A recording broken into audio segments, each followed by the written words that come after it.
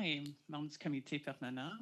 Je suis Michelle Boileau, mairesse de la ville de Timmins, dans le nord de l'Ontario, et présidente du comité permanent du développement socio-économique de la FCM. Merci de nous donner l'occasion de comparaître devant vous aujourd'hui au nom de la Fédération canadienne des municipalités, qui représente plus de 2000 municipalités et près de 90 de la population canadienne. Je suis ici pour vous dire que cette étude tombe à point.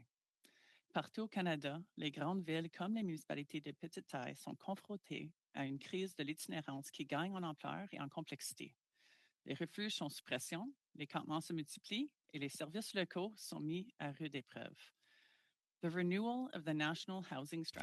renouvellement de la stratégie nationale sur le logement est une occasion rêvée de tirer les leçons de l'expérience et de s'appuyer sur ce qui fonctionne. Les municipalités sont en première ligne de cette crise et nous constatons directement les répercussions humaines. Parce que nous sommes ancrés dans nos communautés, nous comprenons ce dont on a besoin sur le terrain. Nous ne pouvons pas résoudre le problème de l'itinérance seul. Nous avons tous un rôle à jouer et ce n'est pas le moment de baisser les bras. Pour réaliser de réels progrès, tous les paliers de gouvernement doivent unir leurs efforts afin de veiller à ce que nos résidents les plus vulnérables ne soient pas laissés pour compte.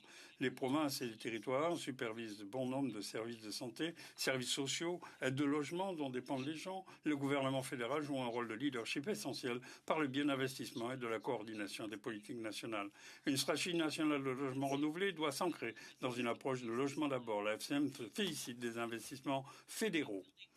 Mais les bâtiments ne suffisent pas seuls à résoudre le problème de l'itinérance. Les collectivités ont également besoin de fonds de fonctionnement, en plus des fonds d'investissement, pour que les fournisseurs de logements avec services de soutien puissent offrir des services de santé mentale, de traitement et autres.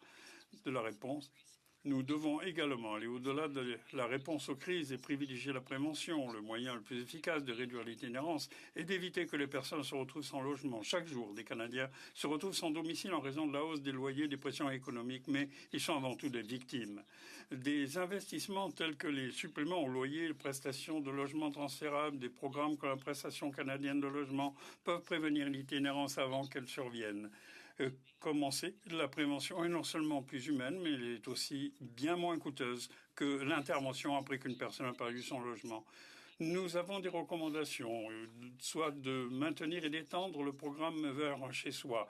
Il constitue la colonne vertébrale des interventions locales contre l'itinérance à travers le pays, soutenant les refuges, les équipes de proximité, les initiatives menées par les autochtones, les interventions dans les campements et les organismes communautaires qui œuvrent chaque jour pour aider les personnes à passer de l'itinérance à un logement. Pourtant, la demande croît beaucoup plus rapidement que les ressources disponibles. Partout au Canada, on demande aux collectivités de réponse au problème de l'itinérance, moyennant un financement qui ne reflète pas l'ampleur du défi. Le directeur parlementaire du budget a identifié un défi de financement de 3,5 milliards de dollars dans le système canadien de lutte contre l'itinérance. Les municipalités constatent les écarts de ce déficit. Des refuges fonctionnent au-delà de leur capacité, des campements qui s'étendent, des services de proximité débordés, des Canadiens vulnérables incapables d'accéder aux aides dont ils ont besoin. La FCM demande à Ottawa non seulement de renouveler le programme vers un chez soi, mais aussi d'en faire un pilier permanent et d'élargir la réponse canadienne à l'itinérance. En partenariat avec le gouvernement fédéral pour obtenir des résultats. Mais pour ce faire, elles ont besoin d'un financement prévisible et à long terme. Si on laisse ce programme prendre fin et qu'on ne l'adapte pas à l'ampleur des réalités que nous voyons sur le terrain, la pression sur nos collectivités va s'accentuer.